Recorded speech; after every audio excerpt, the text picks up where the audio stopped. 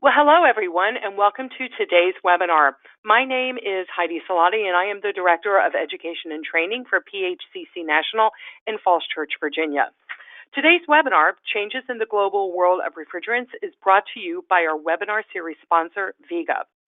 Before we get started, did want to let you know that your mics have been muted, although we do encourage questions by using the question box in the lower right-hand corner of your GoToWebinar window. We will be sure to get to any and all questions at the end of the program. So I'd like to start off today by introducing you to Chuck White. Chuck White is the moderator and one of the presenters in today's webinar, and he is the Vice President of Regulatory Affairs for PHCC National. Thank you, Chuck. Thank you, Heidi. I appreciate the introduction. Very happy to have you folks join us today. I would like to reiterate your thanks to Viga for their support of our program, as well as thanking AHRI and Chemours for helping us and providing some speakers for today. I know they're busy folks, and taking time out of their day to help us out is truly appreciated. With that, I'd like to introduce our speakers for the day. We have Helen Walter Turnoni from AHRI. She's the Vice President of Regulatory Affairs for the Air Conditioning, Heating, and Refrigeration Institute, and Jamie Hale, CMS, Senior Technical Training Manager of Chemours Company. If you'd like to give us a little bit of a background or a little bit of information and introduce yourself to the folks, I'd appreciate it. Helen? Sure, Chuck, thank you. So I'm Helen Walter Turnoni. Before I started working at AHRI last fall, I started working at DuPont in 1995, and my first assignment was taking care of industrial process refrigeration equipment, so the big, huge refrigeration equipment for the chemical plants. So that was my first introduction into the refrigerant world, and since then I've spent a lot of quality time working on things like Montreal Protocol and regulatory issues, as well as the development of low global warming potential alternatives, so the replacements for the SNAP program. I moved over to AHRI in the fall. Jamie? Thank you, Chuck. Thanks, everyone, for attending today. My name is Jamie Hale. I started back in 2002 at ICOR International. ICOR International got purchased by the Chemours Company a year ago in April. I am an ex-technician. I have 40-plus years experience with commercial and industrial refrigeration and air conditioning. I have 20-plus years experience with alternative refrigerants. I have done design, install, and maintain food processing plants. I am a certificate member of RSES, Refrigeration Service Engineer Society, and I have a number of NATE certifications. Thank you. And I'm Chuck White. I work for the National Association. I've been in the plumbing and HVAC business for a lot of years. I started with the association almost 9 years ago doing technical and codes, and moved into the regulatory world so I could argue with folks at the Department of Energy and things like that. And I work remotely from South Bend, Indiana, and I appreciate the opportunity to help. So I thought we'd start next with really just a little bit of history. There's a lot of changes coming in the refrigerant world, but where did we start from and why are we here? The Montreal Protocol is really the starting point. In 1987, regulations in place that were signed by the United States and lots of countries to regulate ozone depleting substances. And for those of us that have been around for a while, we're R22, R12, R11, lots of other refrigerants of the standards of the days gone by, but those are ozone depleting substances. The Kyoto Protocol was an agreement in 1997 with the target of reducing greenhouse gas emissions. The United States did not sign that protocol. In 2015, we had the Paris Climate Accord, which was an agreement to keep global temperature rise below 2 degrees centigrade this century. Lots of focus on greenhouse gases. The USA initially did sign that, but is set to withdraw from that. The earliest they can withdraw is 2020. And lastly, the Kigali Amendment, which has not been ratified by the United States as well, but in 2016 there was an amendment to the Montreal Protocol with the intent to reduce the production and use of HFC refrigerants, as they tend to have high impact on greenhouse gases, the high global warming potential, GWPs. The United States has not ratified this. It's not been submitted to the Senate for consideration. So if I would throw this over to Helen and Jamie if they have any comments or anything they'd like to add to discussions of the kind of this part of the history, I'd welcome any comments.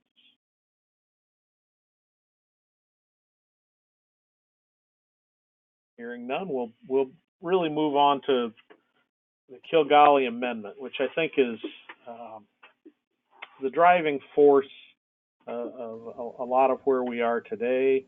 The Kigali Amendment was proposed to amend the Montreal Protocol, and in the language, if 20 countries would ratify the amendment, it would amend the Montreal Protocol, and it would mandate compliance in the world market. That the 20 countries have signed, so it has been amended. It does take effect, and it does change the way the world is going to deal with refrigerants. The European Union has been moving very quickly on this. They're ahead of the United States in a lot of aspects on this. Asian countries as well have been moving quickly. They're not really. There are some differences in how they're approaching it, but they are both taking significant action.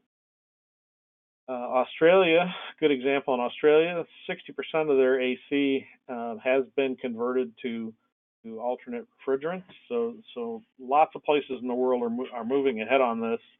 The end result is American products, American-made products, are going to be disadvantaged in the world market because the protocol will limit their ability to sell in the world if they're still dealing with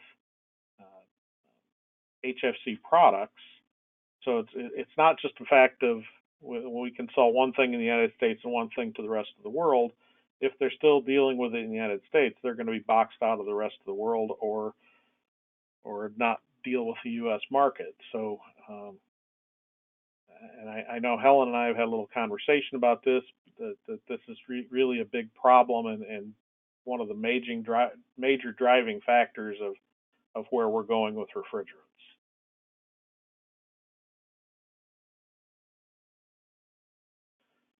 So, bearing that in mind, the USA did take some response actions. In 2015, the EPA created a rule, rolled out a rulemaking to ban HFCs. That rule was litigated. There were not agreement in the industry about how that process happened, so it was litigated. They proposed two rules, the SNAP Rule 20 and the SNAP Rule 21. Rule 20 was vacated by litigation some time ago. Recently, 21 was vacated as well based on the actions taken on SNAP Rule 20. And we'll get into a little more about what these two rules are here in a few minutes. But we talk about SNAP. If you Google SNAP in the government, they use that acronym for a lot of things. In our discussions, SNAP stands for Significant New Alternatives Policy. It's a policy towards alternate refrigerants. We have found that SNAP rules have been effective in other industries. The foam industry, aerosol industries, auto AC, many of those industries are moving to alternate products and very successfully. Auto air conditioning particularly, millions of cars using non-HFC refrigerants, and really not much issue seem to be showing up. EPA is committed to rewriting and reworking SNAP Rule 20 and 21 to be in compliance with the court decision. The big problem was the initial legislation authorizing EPA, giving them authority, gave them authority over ozone depleting substances, not over greenhouse gases or things with global warming potential. Was the basis of the litigation. So they're back to the drawing board to figure out how to come into compliance.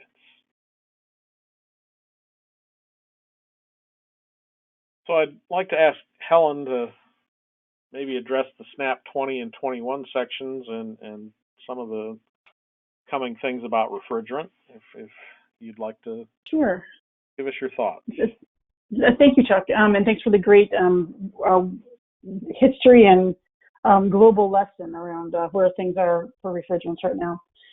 So many of you may know SNAP Rule 20 was published in July of 2015. There was litigation. The EPA was sued and regarding its authority to regulate HFCs. And what the DC Circuit Court decided is that EPA has the authority to regulate replacements for ozone depleting substances. So for example, if you're using 22, it could provide the list of alternatives. But if you had already moved away from an ozone depleting substances, that EPA should not require someone to make a change after that. And so since the SNAP rules basically banned high global warming potential HFC refrigerants, the court asked them to rewrite the rules. So the SNAP rule, both 20 and 21, have been remanded back to EPA to be rewritten. The next chart shows a kind of a list of interest of places where refrigerants were used where the bans took place. So specifically here is a list of commercial refrigeration uses. I'm not sure how many of you all work in the commercial refrigeration space, but just wanted to put this out there for you all to have access to. And then the dates by which things were required to change. The next chart talks about SNAP Rule 21, and you can see, let me go to the right-hand side first. You can see the end uses where the changes were required, so cold storage warehouses and centrifugal chillers and so on, and the dates that the changes were required. So this was the rule that was finalized in 2016, and back about a little over a month ago, that rule was also vacated by the courts, and EPA is reworking both rules now. So it'll be very interesting to see how that all comes out. We're all anxiously waiting to see where they land on that. The next chart kind of talks a little bit about some of the other regulations that EPA has worked on. So you may know that the large amount of HFCs that are used in the world are used in the refrigeration, air conditioning, and heat pump sector, so RACHP. So 86% are used for those sectors. And then the remaining 14% covers fire suppression and foam insulation and aerosols and such. The thing you might not know is that on the next chart, that over half of that HFC usage goes to servicing leaks. So 52% of the HFCs used in the world on a carbon dioxide equivalent basis is used to service leaky equipment. It is the biggest #1 issue around HFCs in the world. The next chart just shows how we came to that number. So this is 60% of the refrigerant is used to top up leaks, and only 40% is used to fill new equipment. So those issues really are what is dominating the focus of the world. Then the next chart talks a little bit about what's happening in the states. So in the states, there are 24 states. You may have heard of the Paris Climate Agreement that was agreed to in 2015. So the Paris Climate Agreement is voluntary. Every country kind of tells the other countries what they're going to commit to. 65 countries committed to make conversions related to HFC refrigerants. The United States decided with the new White House that it would step away from the Paris Agreement, and that the earliest that it's allowed to walk away is November 2020. So in 2020, if everything moves along as now committed, the U.S. will step away from the Paris Climate Agreement. A number of states came together. Initially, it was Washington State, California, and New York came together and said that they were going to move forward with the Paris climate commitments. Now, 24 states, and including Puerto Rico, have said that they're going to move forward with those commitments. So refrigerants are an easy thing to convert. They're lower cost than some of the other alternatives. So many of these states are considering addressing HFC refrigerants as one of their first efforts to address climate change issues. So certainly California, if you are from California, you're aware of how advanced some of their regulations are, or maybe aggressive some of their regulations are. They're the most active, but the other states here listed, New York, Maryland, Connecticut, New Jersey, Washington, Vermont, have all said publicly that they're committed to address HFC refrigerants. Now, of course, the best outcome would be if they would harmonize and do the same things, and that's our hope and our goal. And that so far has really been the case. The states that said that they're going to move forward have talked about adopting the SNAP rules. So those are the regulations that we saw in the previous chart. Largely from a refrigerants perspective, those are related to commercial refrigeration. There are a couple of requirements around chillers in 2024, but it doesn't impact, for example, unitary air conditioning. So most of the states have said, you know what, we'll adopt the SNAP rules if we're going to do something about HFCs. That's easy, and we don't have to think about that too much. And we have no staffing anyway. You know, you go into some of these offices and they maybe have a part of a person or a couple of percent of a couple of people working on this issue. And so they're pretty satisfied with adopting the SNAP rules.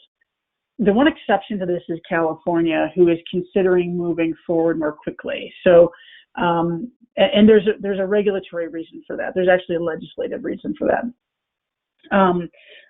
So California, by legislation, has to reduce its emissions of refrigerants by 40% compared to 2013 by 2030. And because of that, in order to meet that goal, they should have started thinking about this 20 years ago, because refrigeration and air conditioning equipment is around for a long time, and most of the HFC that's emitted is from leaking equipment. And so you need the other refrigerant in the equipment in order to address it in 2030. So they're late to the game to meet their goal, and they're kind of playing catch up. And some of the things that they've been doing to play catch up are proposing that air conditioning have a 2023 conversion date to a lower GWP alternative. So the next chart kind of talks a little bit more about this, I think. So here are the 24 states in Puerto Rico, including Puerto Rico. You can see the states that are underlined and bolded on the right-hand side are the states that we talked about that have made a public commitment around HFCs. But you can see it's pretty widespread. It's more than half of the global, half of the U.S. economy. It is significant, and it's certainly over half of the U.S. population that are affected, that are going to be affected by the actions that these states take. The next chart talks a little bit more about, Chuck, did you want to talk a little bit about this, or did you want me to talk about this chart? Sorry. Well, no, that's fine. Okay. I thought it kind of from a contractor perspective, 30 years ago, we kind of went through something similar to this when we transitioned from ODS, from, the R12s and R22s that everybody had tons of in their truck, and we went through a transition process, and some of it wasn't pleasant. It was some work, but we got through it. But this could very well be similar, I think, and I think you would agree that states originally, there were some trying to regulate ODS, that when the federal law came to be, that the state programs just kind of merged in and mirrored what the federals were doing, or so they kind of walked away from it. And I think maybe you'd like to touch on this a little bit, that as well as that. But this is different in that it's going to be a phase down. It's not going to be a phase out. R22 was phased out; it will stop existing. But HFCs are going to be a phase down that I think is going to give us some other opportunities. And maybe you'd like to comment on that. Sure, Chuck. Thank you. So a couple of things there. One of the lessons that the world governments, including the U.S. government, learned is that a phase out is a big pain in the neck, because you still need to maintain your existing equipment. Nobody wants to make somebody sell their equipment because they can't access the refrigerant anymore. So that's one thing they learned. And the other thing is that there are some critical uses that they don't want to have to worry about, whether it's inhalers for little kids with asthma, or fire suppression equipment. If there's not an alternative readily available, why not just keep it underneath the 15% tail of the phase down and let it continue on? And so this is not a phase out. So there's room under this space to continue to use HFCs. So there's some challenges here. If we go to the next chart, we can kind of talk about that a little bit more detail. Chuck mentioned that there's no ASHRAE listed refrigerants yet for the phase down for air conditioning. So here, this is how the phase down would work. The GWP of 410A is 2,088, and you have to phase down to 15% of that by 2036. So in 17 years, we would need to be down to something with a GWP of 313. But I don't know of anything with a GWP of 313. So if you look at the next chart, it shows that there are a lot of alternatives that are ASHRAE listed and known that have GWPs around 465 to 750. So my big question a couple of years ago was, could we continue to use these, or do we really have to come up with something that's a 300 GWP? So the good news is that we can continue to use these products. So you may have heard of some of these, R32 or R454B or R466. The next chart shows some ways that we could work together as an industry to increase the GWP available for air conditioning, so that air conditioning doesn't have to transition twice. So that's my personal goal, is to work on things like reducing leaks, improving the use of reclaimed refrigerant, so recovering refrigerant when servicing is going on or at the end of life, and making that refrigerant available for reclaim, so that and also other markets transitioning. So if, for example, the foam sectors transition, we could use their GWP in the air conditioning space. So my goal is for us to be able to do that long term, so that folks don't have to transition yet another time. And I think it's something that we really need to work together on as we think about training new folks coming in to do the contractor work. As they become professionals, make sure that they understand the importance of collecting and reclaiming and reusing refrigerant, so that it's available for the long term. So that's one point that I wanted to make sure we talked about. On the next chart, I think that Jamie may want to talk about some of these products that are currently available. Yes, great job, Helen. These are the current HFC products that technicians are familiar with and are using today: 410A, 134A, 404A, and 407A and C are the two most common 407 refrigerants. All of these refrigerants have a A1 classification, the A meaning lower toxicity, and the 1 stands for no flame propagation, or non-flammable as commonly said. HFCs are not ozone depleters. HFCs have higher global warming potentials though. So if HFCs must go, what will replace them? And on the next slide, please, Chuck.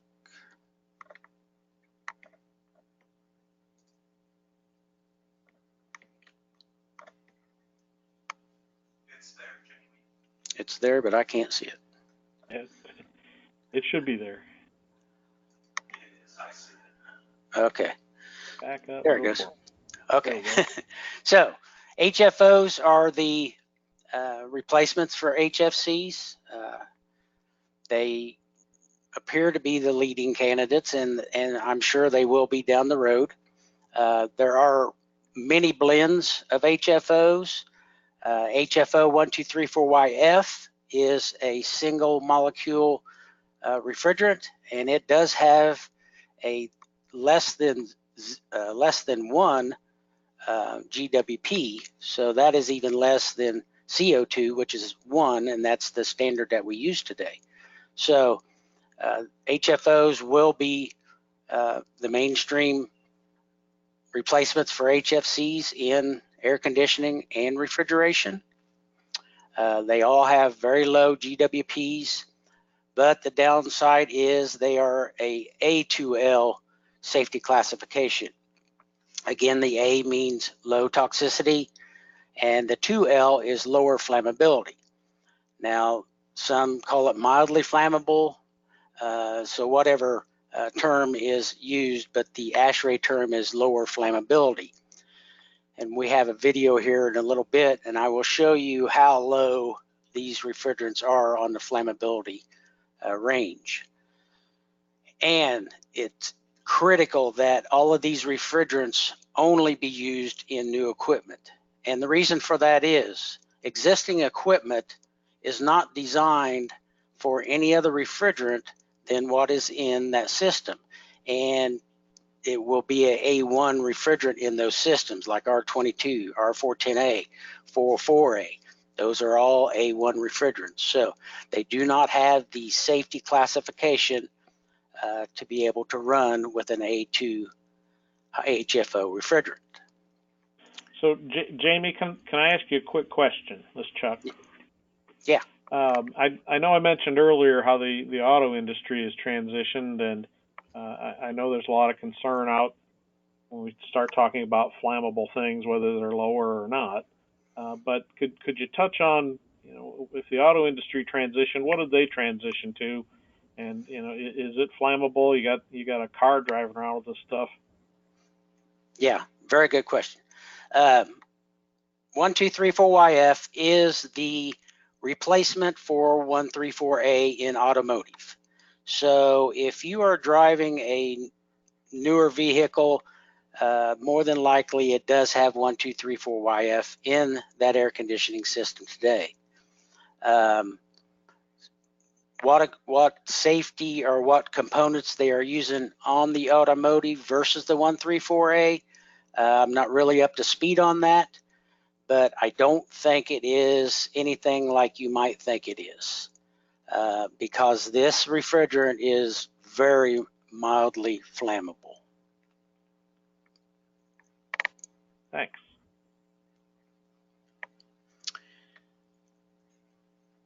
All right. So the current products, they're in the top in the gray area. I mentioned these before: 22, 44, 134A, 410A, and 123. Below R22, this is refrigeration only. There is HFOs available today as a retrofit and new equipment. XP40, refrigerant number is 449A. It does have a higher global warming potential than might meet the regulations down the road, but as a retrofit refrigerant, it is fine. It has great performance, energy efficient, everything that the customer is looking for. Below that is XL20, and as you can see, XL20 has a very low GWP, and its refrigerant number is 454C. Now, the ones with the dotted lines around them, they are not available today. They haven't met the SNAP approved applications yet here in the United States. Some of these mildly flammable refrigerants are used over in Europe, and new and retrofits. 404A replacements, again, 449A is one, and XP44, 452A is another. But as you can see, those GWPs are in the 1200 to 1900. And again, in refrigeration, to replace 404A or 507, we do have a couple refrigerants.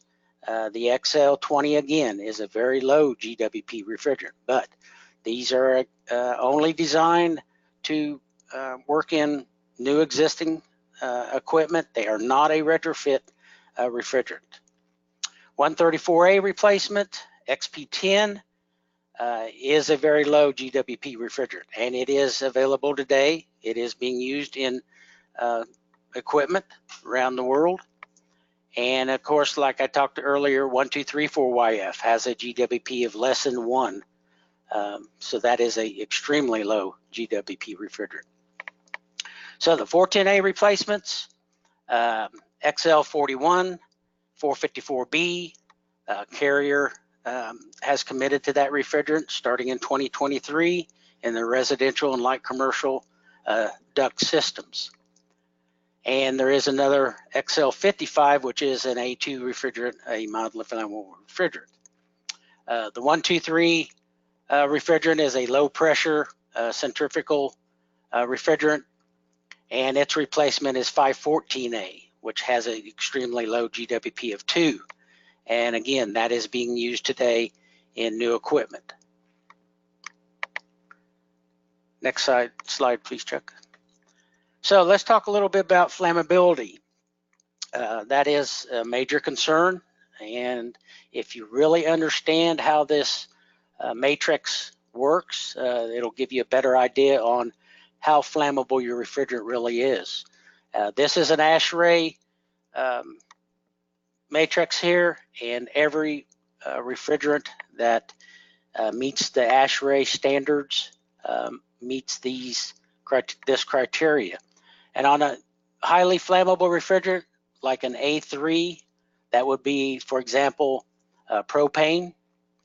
A B3 refrigerant would be, I don't know any off the top of my head, but I'm sure there's a few out there that you don't want to be using. On the lower flammability level, an A2 refrigerant would be like 152A. An A2L refrigerant would be like 1234YF, or some of the other refrigerants that I talked about that will be used down the road. And the B2L refrigerant, that is ammonia. That has a B2L safety classification. On the A1 refrigerants would be like 22410A, and a B1 refrigerant would be like 123, used in centrifugal chillers. So the big difference between a A2L and an A2 or an A1 is the burning velocity. And on our next chart, we have, as you can see there in the top left, the little HFO1234YF, how low of a flammability level it is. It is lower than ammonia. It is lower than 32. So anything on the left-hand side of the 10 centimeters per second burning velocity would be classified as a 2L flammable refrigerant. On the right-hand side, as you can see, an A2 refrigerant would be like 152A, and then you keep on going to your right, and you'll see A3, which would be like propane. So that's how they determine the difference between an A or a 2 flammable classified refrigerant and a 2L flammable classified refrigerant. So we have a video on the next chart here that will really show you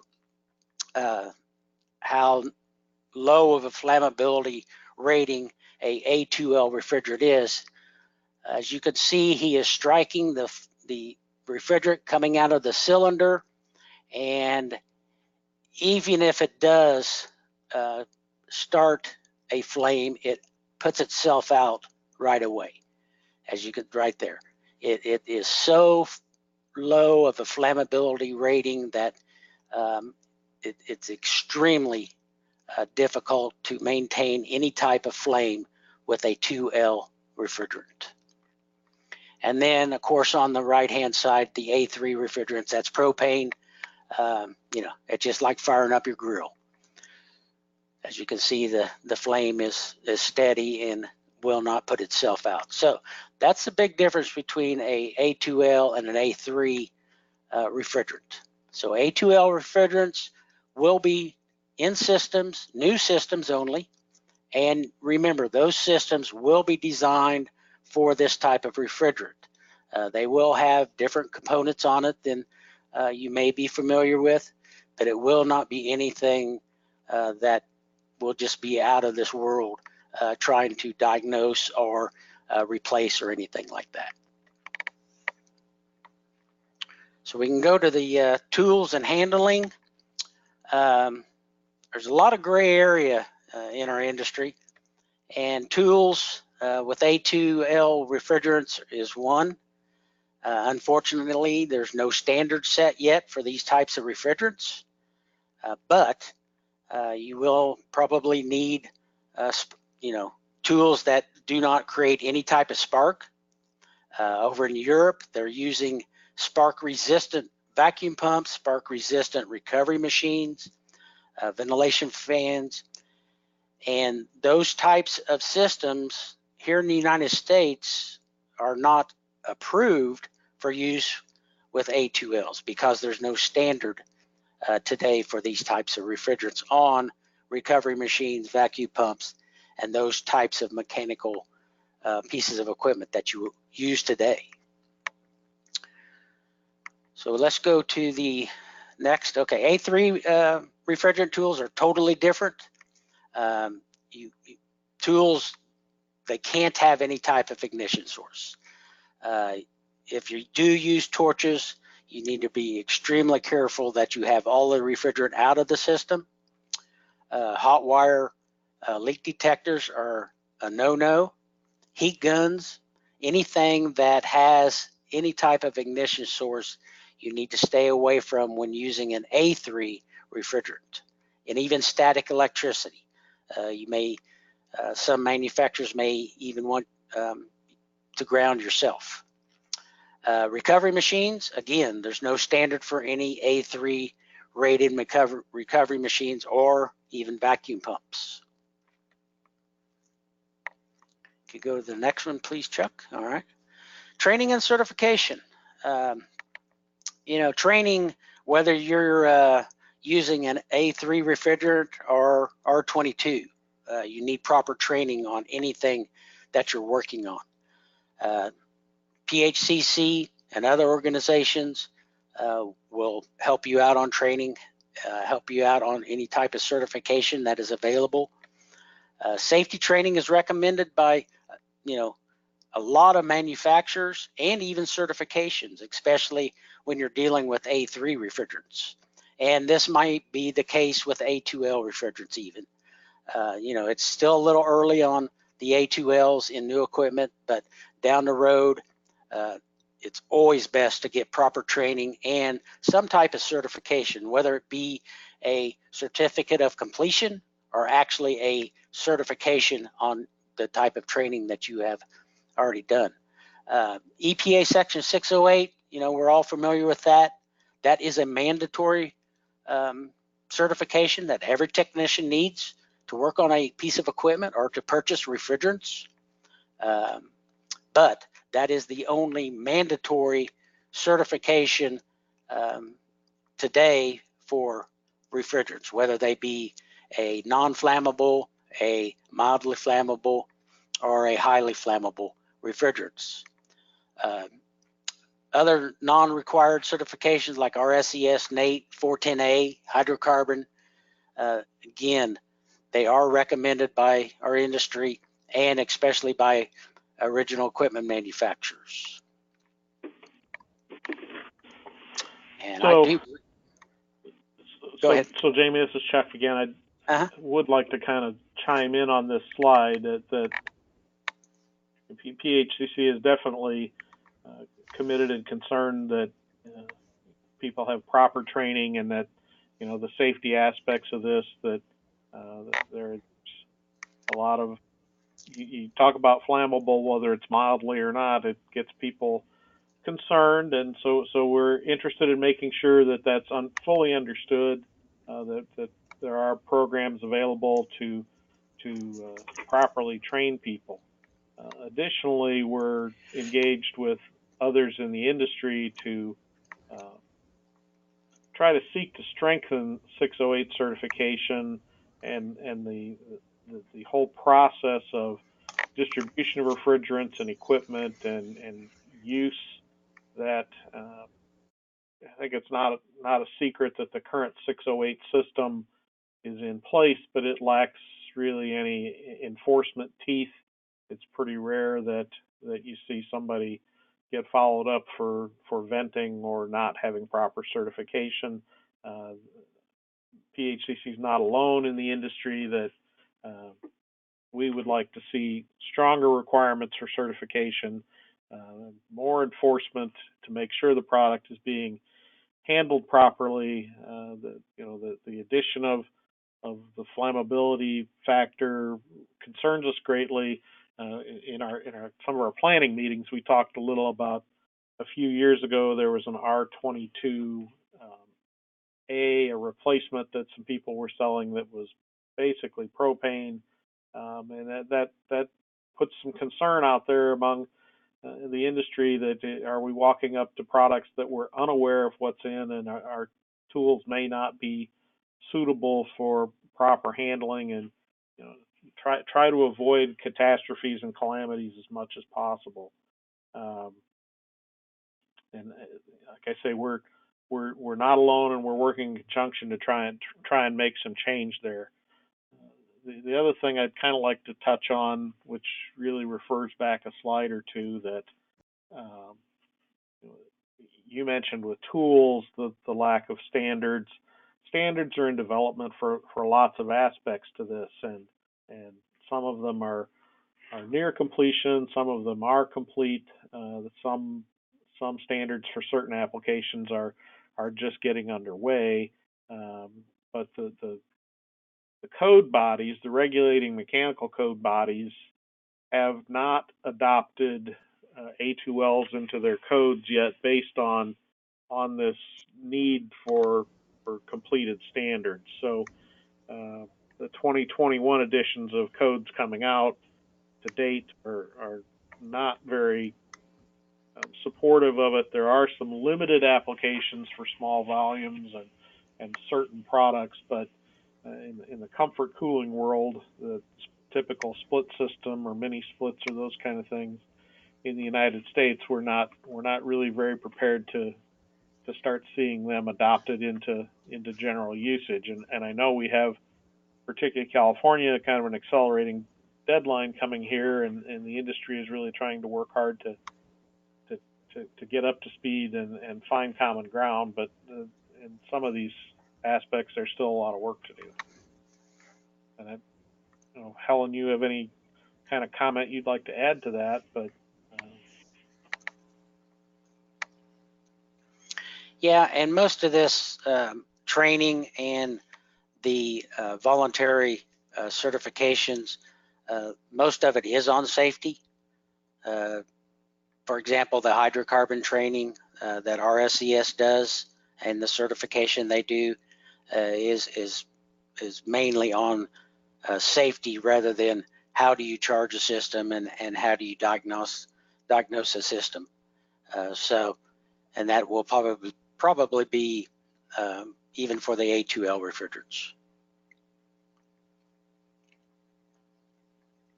Well, very good. And I think a big thank you, particularly to Viga, for helping us provide the webinar coverage that we are able to do. I thank Helen and Jamie and AHRI and Chemours for finding the time and pitching in and helping to do this.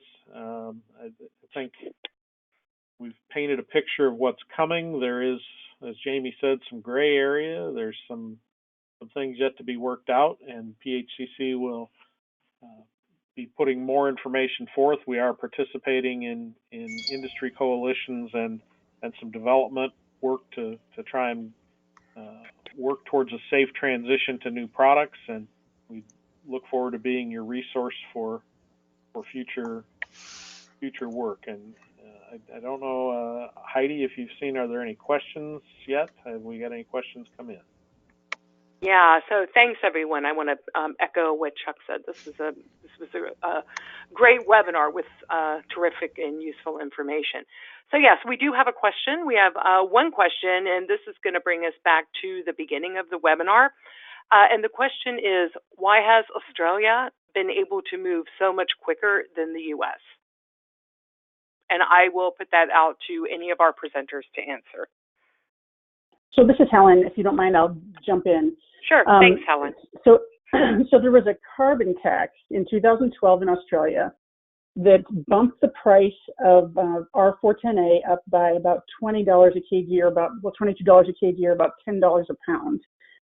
So this $10 tax took place, and so people decided that they were going to figure it out. And so they very, very quickly jumped through hoops to move forward to transition to lower GWP products for air conditioning. And what they did is they came together as an industry and they took a look at the entire supply chain and how to safely transition to A2Ls, or lower flammability refrigerants. They looked at Department of Transportation type standards, so the transportation standards. They looked at their operation, maintenance, and installation practices. They looked at training. They looked at end of life, reclaim, and destruction. And they took a really good, hard, fast look at that. And they've actually had 0 incidents related to A2Ls, to mildly flammable refrigerants, or lower flammability refrigerants. And they have converted to 60% of the country's AC. Now, a lot of their systems are smaller than ours, so I don't want to misrepresent what they've done, but they have at least 35 unitary type systems, so models of unitary type systems that have converted. So it's not just the smaller systems that have converted. But they are really the example that AHRI has followed in the development of the Safe Refrigerant Transition Task Force, which Chuck has so graciously agreed to participate in. And I want to invite folks here, if they'd like to participate in portions of that or have more interest in more information about that. But we're kind of copying Australia. And I would mention this. So as I said, there have been no A2L, lower flammability refrigerant incidents in Australia since this took place in a 6-year period. But there have been 3 very, very serious accidents, including 2 deaths in Australia related to the use of highly flammable refrigerants, so A3s. And they largely have been charged into systems that they were not designed to use them. And one of the big differences between Australia and here is that they do require a refrigerants license in order to buy an HFC.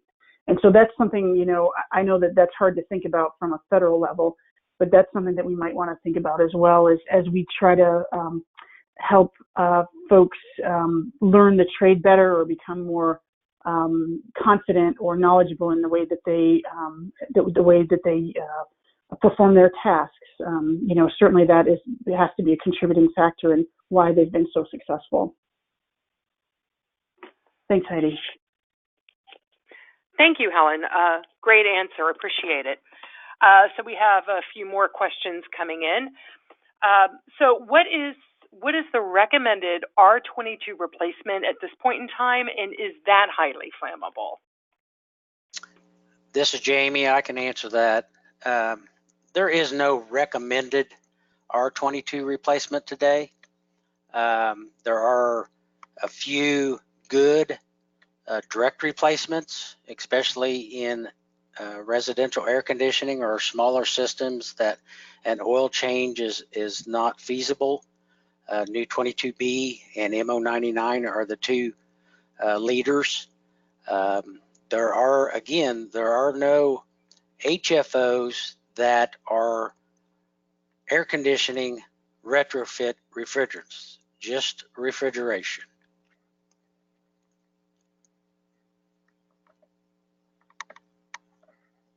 Thanks, Jamie. Appreciate your answering that question.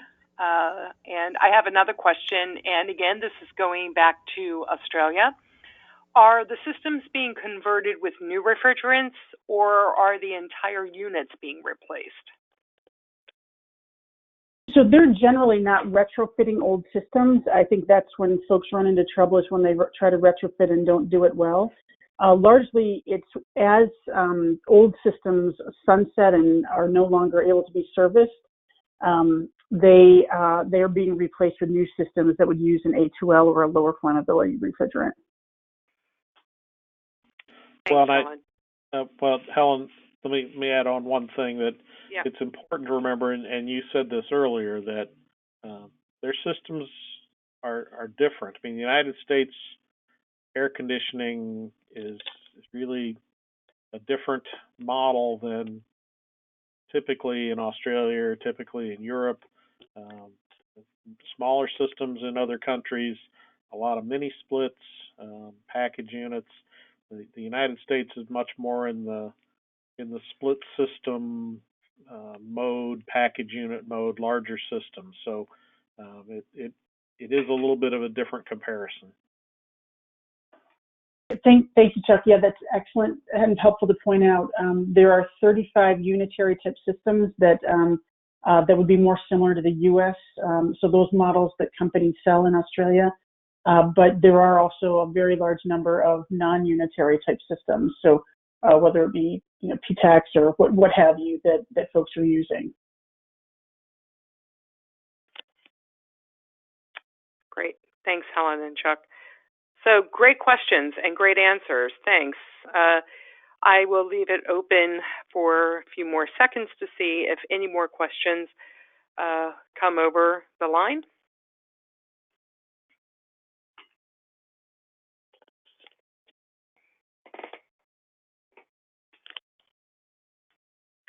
Well, okay, everyone.